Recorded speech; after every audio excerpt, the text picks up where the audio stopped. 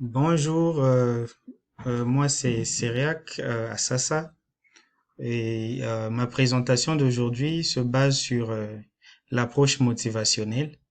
Alors, pour ma part, je vais faire la présentation, je voulais dire, à partir de la description de l'approche motivationnelle. Alors,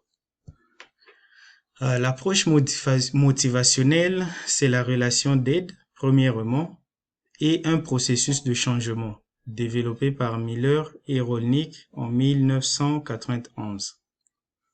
Alors, cette approche permet d'outiller les intervenants afin qu'ils puissent développer la motivation chez les personnes ambivalentes ou peu intéressées à changer ou pour créer un contexte favorisant un changement.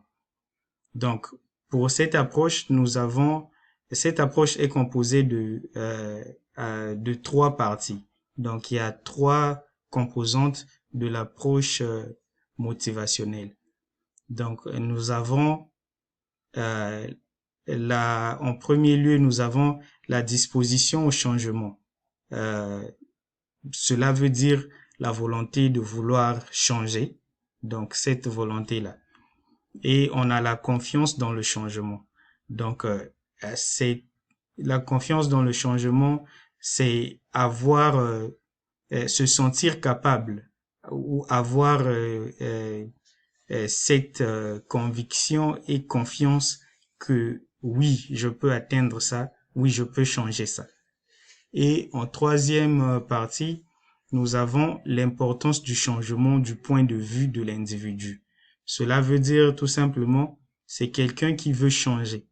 Donc, euh, le vouloir, donc comme on dit, le vouloir, c'est le pouvoir. Quelqu'un qui a la motivation de vouloir changer des choses, il peut toujours les changer.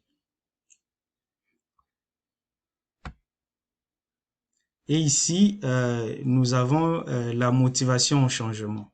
Donc, ce qui peut être mis en place pour motiver un individu à changer. Donc, la motivation au changement, c'est l'ensemble des forces qui déterminent, premièrement, la décision de modifier un comportement, la mise en place de stratégies de changement et le maintien du nouveau comportement. En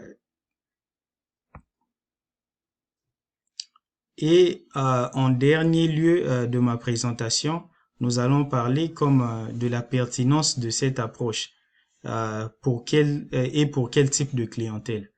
Donc, un client, donc les clients qui sont peu ou pas du tout intéressés à modifier un comportement. Donc, ce sont des clients qu'on dit les clients ambivalents.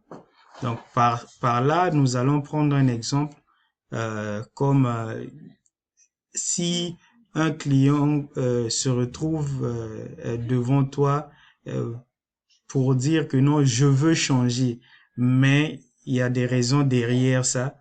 Donc, euh, ça manque de volonté de vouloir changer les choses. Donc, on trouve toujours une raison pour euh, pour se dire que oui, j'ai pas fait ça parce que je pouvais pas à cause de ceci ou à cause de cela. Et on a les clients euh, qui sont souvent surpris des recommandations des professionnels. Exemple, celui qui vient euh, euh, consulter